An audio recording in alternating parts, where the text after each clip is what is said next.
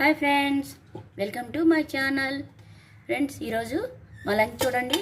వేడిగా అన్నం కొంచెం తిన్న వెళ్ళాడు మా అబ్బాయి.